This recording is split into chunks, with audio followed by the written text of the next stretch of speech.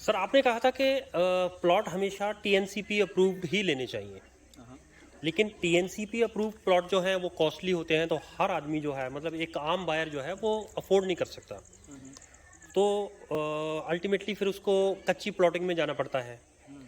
तो यहाँ पर हमें ये बताइए कि ये कंसेप्ट है क्या, कच्ची प्लॉटिंग क्या है, पक्की प्लॉटिंग क्या है।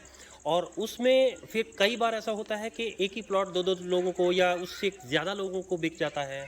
ऐसे कई बार हम लोगों ने न्यूज़पेपर ये इसमें हाल से देखा है। सुने हैं। तो इस फ्रॉड से कैसे बचा जाए और इसका पूरा गोरख धंधा है क्या?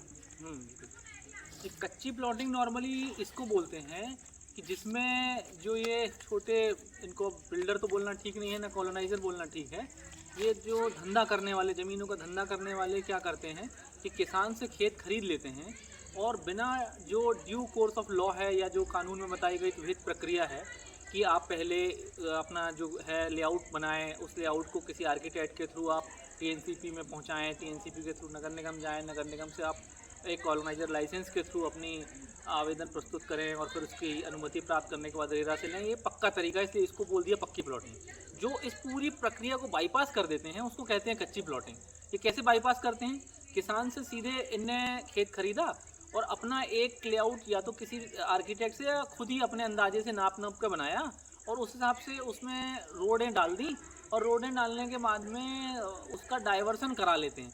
डाइवर्सन एक्चुअली वर्ड सुन के ऐसा लगता है कि जैसे डाइवर्सन हो गया तो वो बिल्कुल सही हो गया और शुद्ध हो गया, लेकिन ऐसा है नहीं। डाइवर्सन तो एक बहुत छोटी प्रक्रिया है जिसमें सिर्फ ये है कि जहाँ मास्टर प्लान में रेसिडेंशियल और एग्रीकल्चर दीगर से किसी चीज़ को अलग कर दिया गया हो तो एसडीएम को ये बोला जाता है कि भाई अब इसमें चूंकि एग्रीकल्चर नहीं होगा, खेती नहीं होगी, तो अब इसमें लगान न वसूल करके जब इसका बदल गया है उपयोग, भूमि उपयोग बदल गया, तो वो बदले उपयोग के हिसाब से उस पर वो किराया ले। तो उस प्रक्रिया को यानी कृषि से कृषियेतर में पहुंचाने को डाइवर्शन कहते हैं। तो ये वैसे भी हो सकता है ऐसे क्षेत्रों में जो कि मास्टर प्लान में कृषि या ग्रीन में नहीं है। तो अब इस प्रक्रिया को कंप्लीट करा लेते हैं वो सहूलियत से।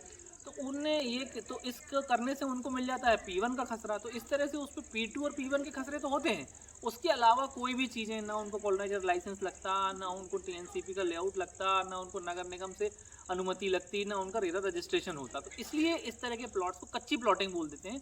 और चूंकि उसमें पूरी प्रक्रिया को बाईपास कर दिया जाता है और इसीलिए इसमें खतरे भी बहुत ज़्यादा होते हैं, क्योंकि अब आपके पास में किसी भी सरकारी एजेंसी का ऐसा कोई रजिस्ट्रेशन नहीं है जिससे सरकारी एजेंसी आपको किसी तरह की सुरक्षा दे सके।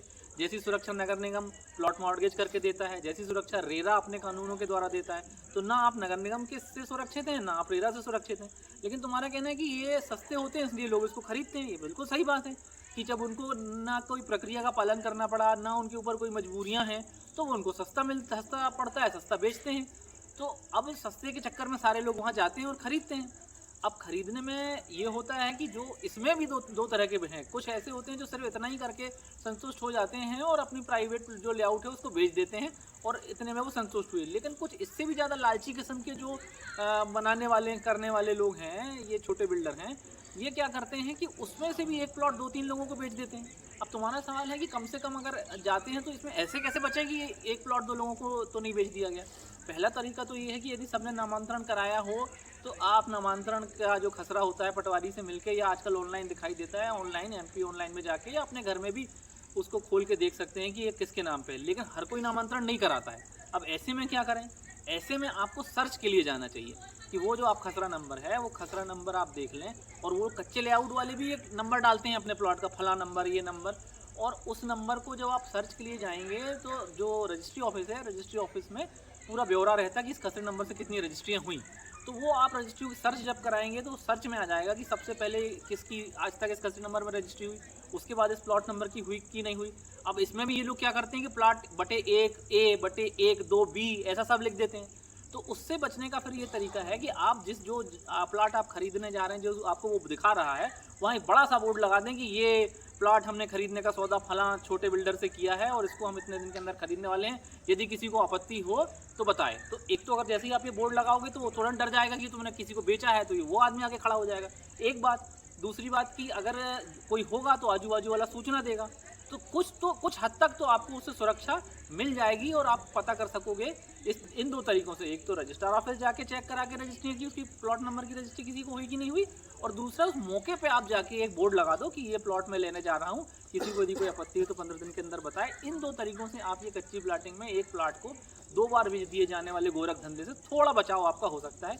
लेकिन फिर भी मैं ये कहूँगा आखिरी में कि अगर जहाँ तक संभव हो कुछ अपने हाथ पैर मार के यहाँ वहाँ से और पैसे का इंतजाम करके, और टीएनसीपी में भी 2 तरह के प्लॉट होते हैं, कुछ सस्ते भी होते हैं, कुछ ऐसी जगहों पे टीएनसीपी का लोग सैंक्शन ले लेते हैं और एरा अप्रूवल करा लेते हैं जहाँ प्लॉट सस्ते पड़ रहे होते हैं। उन जगहों का पता लगा के आप पहली कोशिश टीएनसीपी ऑफिस जाके पता कर लें, नगर निगम कॉलोनी सेल है वहाँ जाके पूछ लें कि कहाँ कहाँ पे सैंक्शन हुए, कहाँ कहाँ क्या हुआ है। तो हो सकता है आप ये गोरख धंधे वालों के चंगुल में फंसने से बचें। तो पहली कोशिश मैं फिर भी ये कहूँगा कि आप वहाँ जाएँ, और फिर भी अगर जाना पड़ता है तो जो मैंने 2 एहतियात बताए, रजिस्ट्री ऑफिस वाला और उस मौके पर जाके बोर्ड लगाने वाला, इन 2 के थ्रू आप इस तरह से बचाव कर सकते हैं। धन्यवाद।